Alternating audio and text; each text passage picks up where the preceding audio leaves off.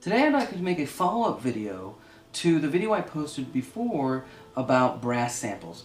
Today I want to talk about brass ensembles, and I'm going to use the same example, which is from Star Wars 7 by John Williams' Ren's theme. So it's just a fragment of a theme. So let's first discuss brass ensembles, and specifically the French horn ensemble. Usually speaking, composers who write orchestral music think of the horn ensemble as 4 horns. Sometimes 6, sometimes 8, but generally speaking 4 horns. And so there are 2 ways composers write for French horn ensemble, and that is either chords like that, or you might get, for big, powerful statements, you might get unisons. Now that is pretty much the most ways that ensembles in general are written, whether it's wind ensembles, string ensembles, trumpets. It's either chords or unison lines. So, okay, so now that we've defined the general idea of that, let's discuss recordings. When you listen to a recording of an orchestra on a CD, you're not really getting exactly the same sound as if you were sitting in the hall. And part of that has to do with, if you were in the hall, you'd have an audience, which creates a different acoustic. But more importantly, we haven't truly captured what a live orchestra sounds like in recording. Now, part of that is due to the type of mics we use. Part of that is due to how we record and what medium we record them on. If you think of digital, it's all going to be, most CDs are 16-bit, 44.1 kilohertz, and it can go much higher than that now with computers. Or go back to vinyl, which had a totally different spec. I guess the best example is when you listen to an orchestral piece on a record, on vinyl, and listen to the same piece by the same performance, by the same conductor, the same ensemble that's been remastered and is now on CD, you'll hear a difference. Now let's take that to samples. Remember what samples are. Samples are someone who's recorded an ensemble, one note at a time, one dynamic at a time. So inherently you're going to get a different sound than if you were sitting in an orchestral hall listening to 4 horns on a stage. So I guess I'm getting around to my subject, and that is what people get a little upset about the idea that if they have a horn patch sample, like this one, and if they play 4 notes in their piece, they feel they've got to hire 16 horn players to get that same sound. And that's simply not true.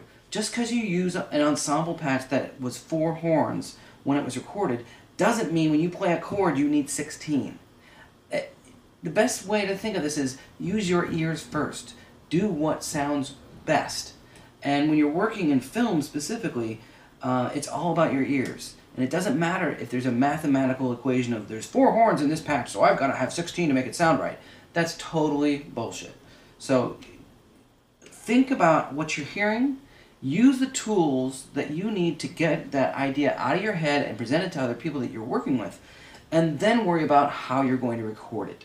Don't get all hung up on the idea that there's 4 horns in that patch, so you need to have 16 to play that chord. That's just absurd. The sound isn't going to be the same anyway, so hire your 4 horns, write your music, and you'll be surprised at how it comes out.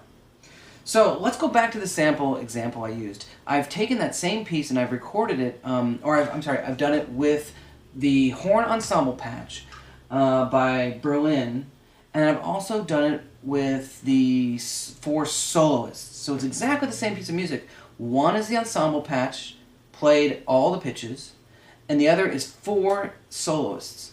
Now that's the one thing that makes Orchestral Tools Berlin Brass unique, is they've recorded each individual soloist, and they've also recorded ensembles, so you can compare the 2.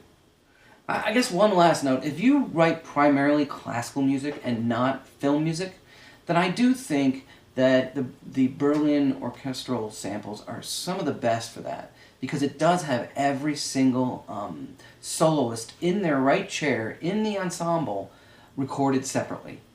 I think that with film music, we're kind of getting the overall sheen of things, and then we go record, or we end up using some of those samples for our final product. But with orchestral writing, you're writing for an ensemble, which is probably only going to have 4 horns. So I think you should, with your mock-ups, do that. Do what exactly is going to be in the score. With film music, we're kind of producing music. We're kind of doing a little more, and we're kind of winging it a bit. With concert music, I think it should be a little more exacting.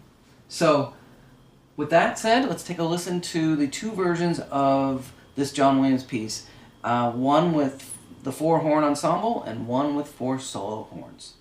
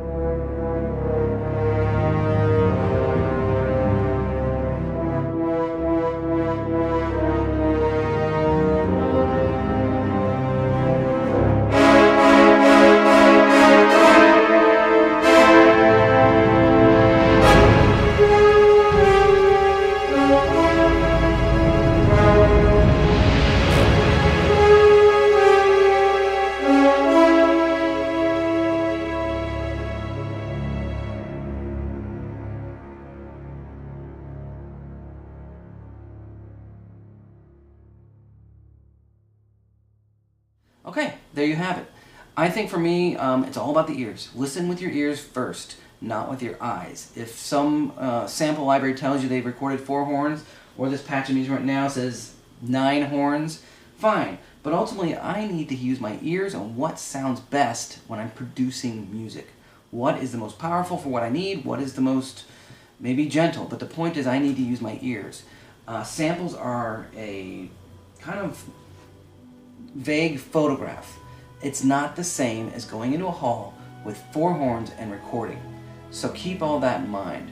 Mock-ups are mock-ups, live recording is live recording.